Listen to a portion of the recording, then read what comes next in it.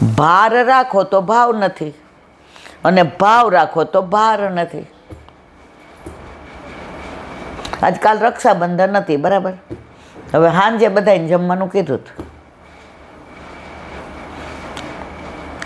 તૃપ્તિ બધું પહોંચીને એના પિયર ગઈ. હા, રાત્રે આવી ગઈ એટલે બધા આ હતા.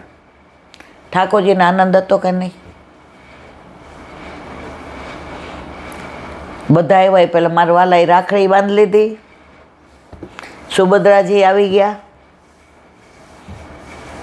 તિલકે કર્યા, ન્યોછાવર કરી, અતકીમાં સામગ્રી, 1 વાગે પરવારી ગયા. પછી તૃપ્તિ ત્યાં ગઈ. સાંજે બધા ઘરના આવ્યા, ભત્રીજીને બધા લીલા લેર પાડીને લાડવા. ક્યાં આપણને પુષ્ટિમાર્ગ નડ્યો? ઉલટાનું સવારે બધું થઈ ગયું. એટલે સાંજે ઈલાબેનને તૃપ્તિ બે મજામાં હિંચકે હિંચતા હતા ને આવ્યા. આવો આવો કાકી, અહીં બહાર ખુરશી રાખો ને થોડી વાર બેસી. આવો એવો મારવાલા. બપોરે પ્રભુ હારો ગયા હતા, ખૂટવાની ચિંતા જ નહોતી. બીજા 2 ભયડા, ભલે ને ભયડા, ખૂટ્યું ક્યાંય? પુષ્ટિ માર્ગ તો આનંદનો માર્ગ છે. તમે ભાર રાખો તો તમારો ભાવ જતો રહે ને ભાવ રાખો તો ભારની ચિંતા જ નહીં. એક વૈષ્ણવ કે પેલા એટલે બેન 4 ગોળી લેતી બીપીની, કારણ કે મને આમ બધાને ટેન્શન બહુ થાય. એમાં કે 4-5 ને જમવાનું કીધું હોય ત્યારે મને હવે કે મેં એક વાક્ય યાદ રાખ્યું, મને મારા પ્રભુમાં ભાવ છે તો હું ભાર હું કામ રાખું? જે કરશે એ પ્રભુ કરશે. 1 ગોળી લઉં છું. હવે કે ટેન્શન જ નથી થતું. પહેલાં તો છે ને ઘણીવાર આ છોકરાઓને એક્ઝામ હોય, છોકરાઓના તો એના મા બાપ એને ઉપર ભણાવતા હોય, નીચે દૂધ કરવા આવે ને, તો મને એમ થાય કે ઓહ, આ વહુ રાતના 2 વાગ્યા સુધી જાગી, સવારે નહીં જાગી શકે તો મારાથી તો એ કે એમાં ઊંઘ ન આવે. હવે તો પ્રભુ ઘરમાં બિરાજે. શ્યામ રાખે તેમ રહીએ ઉદ્ધવજી, શ્યામ રાખે તેમ રહીએ. મારા શ્યામને કાંઈ નવ કહીએ ઉદ્ધવજી, શ્યામ રાખે તેમ રહીએ. બધી જવાબદારી એની. ઓલા એક ગામમાંથી એક બેન હતા ને, એ વાઢીને ઘાસ લઈને આવતા હતા. એટલે માથે એવો પૂળો. હવે એને એમ કે આજે સાંજે નથી આવવું, એટલે બરાબર હવે એવો ભારામાં આમ ન જોવે ને. તો ગામમાં એક કાકા જતા હતા. એ કે અરે વનિતા બહુ આટલું બધું લઈને જાય? એ કે બે જાઓ હાલો. એ કે એટલે લાજ પેલાના જમાનામાં કાઢતા ને, બે જાઓ. એ કે વનિતા બહુ બે ગયા. હવે કાકા તો એક ગાય, ઉદ્ધવજી મારા વાલાને વઢીને કેજો રે, માને તો મનાવી લે. ઉપજાને પટરાણી કેશું, અને મસ્ત ગાય. હવે ગામ આવી ગયું. એના ઘર પાસે ઉતારવા ગયા, પાછળ જોયું ઓલો ભારો માથે જ હતો. એ વનિતા બહુ તમે હું કર્યું? હવે લાજ કાઢી હતી તો કે તમે બેહાડ્યો તમારો આભાર, પણ ડોક રહી ગઈ. કારણ કે એ કે પણ આ પૂળો ને અહીંયા મૂકી દેવાય ને ગાડામાં. એ કે કેટલોક ભાર આપું તમને? આપણે બધા એ માયલા છે. પ્રભુ કે છે બધો ભાર મારો, પણ અમે કઈ નહીં, અમે તો માથે જ લઈને ફરો. ત્યારે ચિત્ત તું સિદ્ધને ચિંતા કરે, કૃષ્ણને કરવું હોય અતૂટ વિશ્વાસ, દ્રઢ વિશ્વાસ, અને એ ક્યારેય મારા અહિતનું આજે નહીં, કાલે નહીં, ક્યારેય નહીં જ કરે. એમાં કોઈ શંકા નહીં. આપણને બધાને અનુભવ છે. ઘણાય ફોન કરે, એટલે બેન તમે આવી વાત કરતા ને ત્યારે એમ થતું હતું એ હાજે આવું થતું હશે. પણ અમને આવું થયું ને, આપણે અહીંયા પેલી છોકરી અમેરિકાથી ને ઓસ્ટ્રેલિયાથી આવી હતી અને એને એક દીકરો છે ને ડાયવોર્સ લીધા ને બધું. પછી આપણે ગયા તો એના ઘરે એક વૈષ્ણવ આવ્યા, તો એણે સરસ વાત કરી. એ કે મારું પ્લેન હતું રાતનું 1:30 કે 2 અમેરિકાનું. હવે મારા મમ્મીને મળવા ગઈ, તો એને હવે એને શ્વાસની બીમારી તો ખરી જ, તે દિવસે જ વધુ હતો.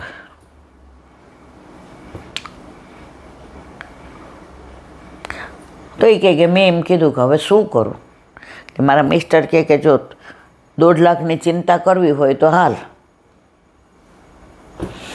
અને નહીં તો જવા દે ટિકિટ. એ પ્લેનમાં પ્રોબ્લેમ થયો.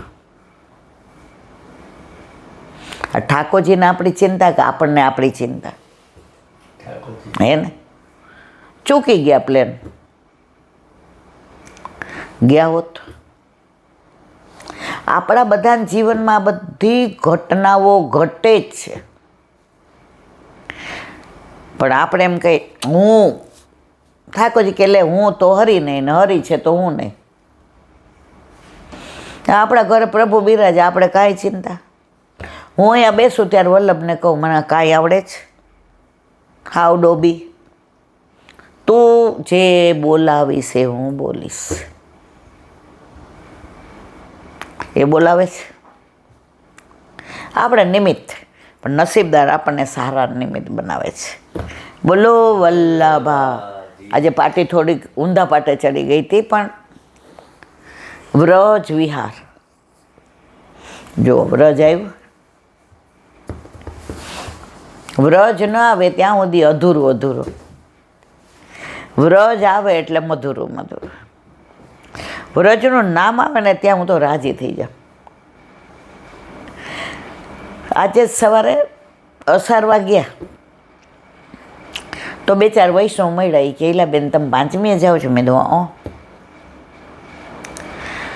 એ કે અમારી બીજીની છે અને અમે 20 દિવસ રહેવાના, તો અમારી ગાડી તમારી હારે હારે આવે. મેં કીધું હું કામ ન આવે? ભલે આવે.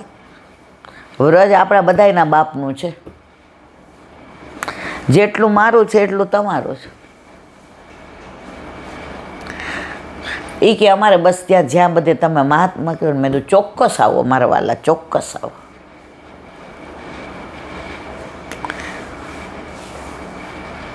તો મને તરત એમ થયું આજે કઈ થઈ? 10મી.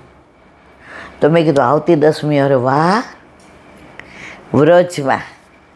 અને તરત યમુનાજી યાદ આવવા માંડ્યા, ગિરિરાજજી ને બેઠકો ને સરોવર ને. મને પછી લૌકિક યાદ આવ્યું, ઓલા અગ્રવાલની ચા યાદ આવી કુસુમ સરોવરની આમે. તો ભાઈ વ્રજ તો વ્રજ છે. વ્રજ વાલું રે વૈકુંઠ નહીં આવો. આપણે કોશીમાં ચમેલી વનનું વર્ણન કર્યું. હવે શેષ સાઈ.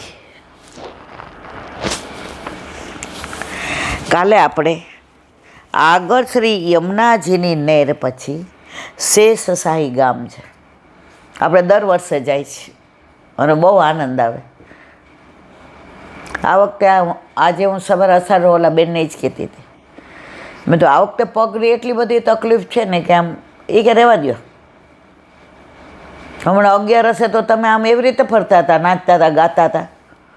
અમને એમ થયું કે આમને તકલીફ નથી, અમને તકલીફ છે. મેં કીધું એ બધું ત્યાં સામે બેઠો જ વલ્લભ. તો કે વ્રજમાં એ રજ છે ને, અહીં ક્ષીર સાગર નામે મોટો કુંડ છે. કિનારે શ્રી શેષશાહી લક્ષ્મીનારાયણનું મંદિર છે. શેષ નાગ પર પોઢેલા શંખ ચક્ર ગદા પદ્મધારી પ્રભુની ચરણ સેવા લક્ષ્મીજી કે બહુ સુંદર સ્વરૂપ. કેટલું આટલું હશે નહીં મને લાગે છે. અને હાવ નજીકથી થાય, તમે બેઠા ત્યાં સ્વરૂપ અને અહીંથી થાય એવું. આમ આપણને ત્યાંથી નજર ન હટે. નાભી કમલમાંથી બ્રહ્માજી પ્રગટેલા છે. પ્રાચીન કથા છે. વ્રજભક્તોએ પ્રભુને ક્ષીરસાગરમાં લક્ષ્મીનારાયણની લીલાના દર્શન કરાવવાની વિનંતી કરી. ભક્તાભિલાષા ચરિતાનુસારી ભગવાને તેવા દર્શન કરાવ્યા. વ્રજભક્તોએ કહ્યું, આવા કરાવો. ક્ષીરસાગરમાં લક્ષ્મીનારાયણના શેષશૈયા ઉપર આ પોઢેલા હોય ને લક્ષ્મીજી ચરણ દાબતા હોય ને નાભી કમળમાંથી ને બ્રહ્માજીનું પ્રાગટ્ય. જો વ્રજમાં છે ને ઠાકોરજી વ્રજવાસીને વશમાં હતા. એ જેમ કેમ કરતા હતા. વૈકુંઠમાં ઠાકોરજીના વશમાં બધા. એટલે આ બધાને બતાવવા લઈ ગયા ને તો ઓલા દ્વારપાલે રોઈ કહે, એ ક્યાં જાઉં છે? એ કે આ બેઠો અમારો. એ કે એમનું હાલે, મંજૂરી લેવી પડે, નીચે ઊભું રહેવાનું, ત્યાં ઉપર નહીં જવાનું સિંહાસન પર. ઠાકોરજી તો ચરણમાં હીરા મોતીની મોજડીને જરકસે જામાને, અરે આ તો જો. એ કે હાલો ભાઈ જોઈને નીકળી જાય. હો, આપણે તો આપણો લાલો જ જોઈએ. આપણે નચાવીએ એમ નાચે અને આપણે કહીએ વ્રજ વાલો રે વૈકુંઠને, તારા વૈકુંઠમાં બીજી વાર લઈ આવતો નહીં. વ્રજવાસીને એવો લાલો જ નથી જોઈતો. મારે તો મારો લાલો જોઈએ. બળદેવજી શેષરૂપ થયા. તે સૈયામાં શંખ ચક્ર ગદા પદ્મ ધરીને પ્રભુ પોટ્યા. નાભિકર્ણમાંથી બ્રહ્માજી પ્રગટ્યા. શ્રી સ્વામીજી લક્ષ્મીજી રૂપે ચરણ સેવા કરવા લાગ્યા. વ્રજ ભક્તોએ શ્રી અંગમાં ચંદન સમર્પ્યું અને ખીરનો ભોગ ધર્યો. આ દર્શન શ્રી નંદ યશોદાજી સૌને કરાવ્યા. પછી સૌએ વ્રજલીલાના દર્શન કરાવવા વિનંતી કરી ભગવાને ભક્તેચ્છાનુસાર રાસલીલા વગેરેથી સુખ દેતા મનોરથ પૂરા કર્યા. અહીં હિંડોળા ઝૂલન ચોતરો છે. ક્યાં? શેષસાઈમાં હિંડોળા ઝૂલન ચોતરો છે. શ્રી શેષસાઈ જોતા પરમાનંદાસીએ પદ લીલા સ્મરણ ધર્મ હિતે પાયો યહ ધન ધર્મ હિતે પાજો. ધર્મથી આ વૈકુંઠના દર્શન કરાવ્યા છે, આ વ્રજના નથી. એટલે કે છે નારાયણ નીકે રાખ યશોદા મૈયા, નીકે રાખ યશોદા મૈયા, નારાયણ વ્રજ આયો યહ તન ધર્મ હિતે પાયો, ધર્મ હિતે પાયો યહ ધન ધર્મ હિતે પાયો.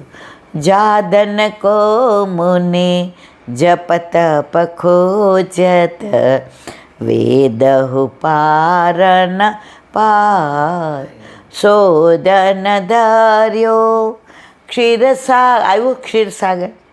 શોધન ધર્યો ક્ષીરસાગર મેં બ્રહ્મા જાય જગાયો યહ ધન ધર્મ હિતે પાયો. આખું મોટું છે, સરસ છે. તો આ ક્ષીરસાગરમાં દર્શન કરાવ્યા. એ લીલા જેવા દર્શન કર્યા એવું પરમાનંદાસજીએ ગાયું. આ લીલા ક્યાંની છે? ક્ષીરસાગર. પછી ત્યાંથી આપણે ક્યાં જાય છે બધા? અક્ષય બટ. અહીં ફાગણ સુદ પાંચમ તથા જેઠ સુદ 11 મોટો મેળો ભરાય છે. અહીંથી શ્રી યમુનાજીની નહેરના પુલ શેષસાઈ બ્રિજ છે, આપણે એના ઉપરથી જઈએ જ, ખબર છે? પાસે 2 રસ્તા છે. એક હતાનું ગામ, જ્યાં ઓલો કામદેવ નિરાશ થઈ ગયો ને, હારી ગયો એટલે હતાશ થયો. એટલે ગામનું નામ ઠાકોરજી કે હતાનો, ભલે તું હાર્યો પણ મારી હારે હાર્યો ને, તો તારા નામ ઉપરથી જા ગામનું નામ હતા ન, એટલે તું નિરાશ હતાશ્ય. નંદનવન ચંદનવન થઈને કોશી જાય છે, તે લાંબો છે. બીજો નહેરના કિનારે કોશી જાય છે. નહેરના કિનારે આગળ શ્રી બલદેવજીનું ગોચારણ સ્થાન છે. ખૂબ સઘન વૃક્ષાવલી, શીતલતા, સુગંધ પણ લાગે છે. આ બધું અમે દર્શન કર્યા છે, પણ અત્યારે ઘણું બધું તિરોહિત થઈ ગયું છે. બોલો વલ્લભાધીશ. મધુરાષ્ટક. ઓહો, વસનમ મધુરમ. વસ્ત્ર મધુર. કાલે આપણે આ શ્લોક સુધી આવ્યા હતા કે બરહા પીડમ નટરવપ. હવે આગળ, યજ્ઞ કરતા બ્રાહ્મણની પત્નીઓ પ્રભુને ભોજન કરાવવા ગયા ત્યારે તેમને પ્રભુના શ્યામ અંગ ઉપર સોનેરી પિત્તાંબર ઝળહળી રહ્યું હતું તે સ્વરૂપનું દર્શન કરી મુગ્ધ બની ગયા. આ પ્રસંગ બધાએ સાંભળ્યો છે ભાગવતના. ઠાકોરજીને બાળકો વ્રજ ભક્તો સહિત, એટલે બાળકો સહિત ગોચારણ કરવા ગયા. હવે ભૂખ લાગે. આજે આકાશ ત્યાં બોલો બેઠો હતો ને મારા બાજુમાં, એ માળા કરે ને બધું. મને કે મમ્મી તને ઠાકોરજી માગવાનું કે તું શું માગે?